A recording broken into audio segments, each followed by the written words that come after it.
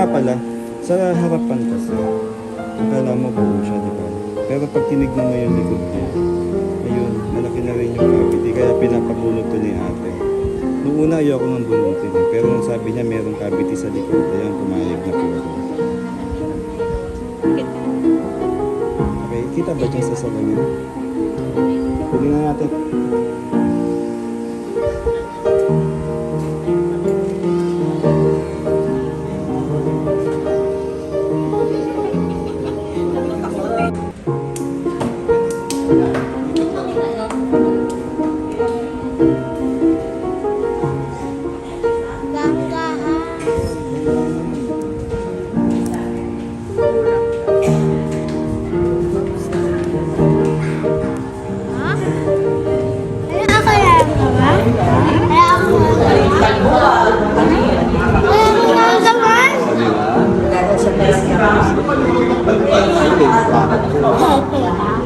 Bawal.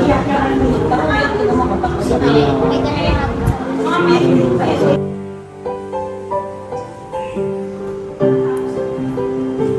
thank you.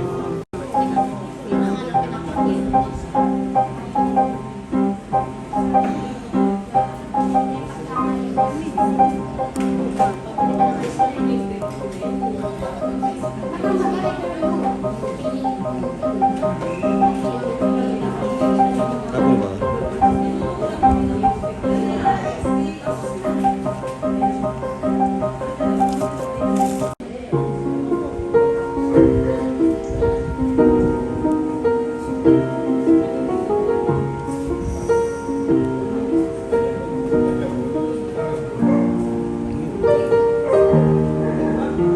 Katabi yung gumamit.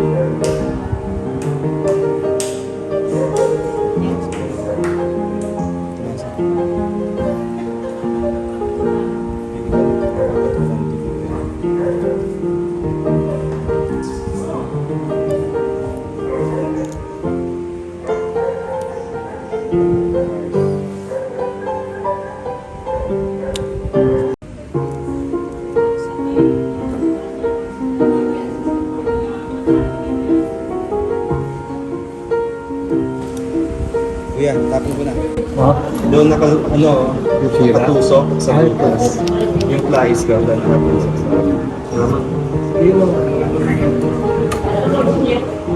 Maligaya ako na pagsisilbihan ko.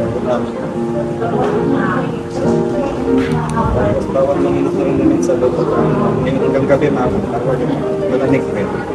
Sagat ka. Opo, gano'n lang ka.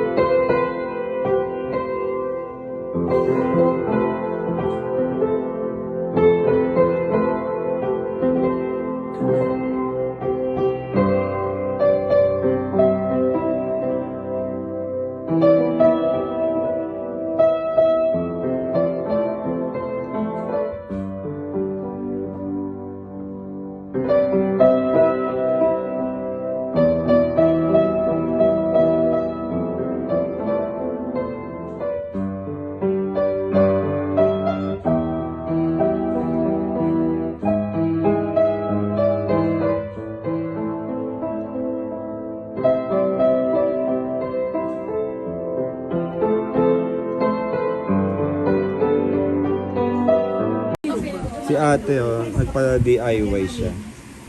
Minor lang si ate, di ba?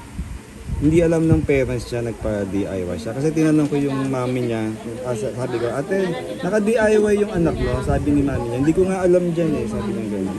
So, at least baby tooth lang ito. Pero gayon pa man, hindi maganda na magpa-braces ang pasyente sa hindi naman talaga professional na dentista. Buti na lang, baby tooth lang ito. Ngayon, yung kanyang permanent canine, eto patubo na, medyo sungki nga lang siya. So, kataon na to, nakita kami dito sa Boulevard. Bubunutan ko na si ate. Aalisin ko na yung baby tooth niya na may braces, may bracket. Okay, kunin na natin to. Eto, naka-slant yung lagay ng bracket niya. Dapat to nakatayo. Yan. Anyway, tama man o mali yung pagkalagay ng braces niya, hindi na dapat nag-DIY yung mga tao. Hindi siya dapat naglalagay ng bracket. Unang-una, illegal po yun. Buti na lang, baby tooth lang ito. Pero kung nagkataong permanent teeth ito o kaya tooth, tapos nag-DIY braces, pwedeng makasama sa pasyente. Pwedeng mabungi yung ngipin ng pasyente. Ayan, so wag na kayo magpapa-DIY na kayo. Kasama yun. Bawal. Tanggal na natin. Parang may review eh.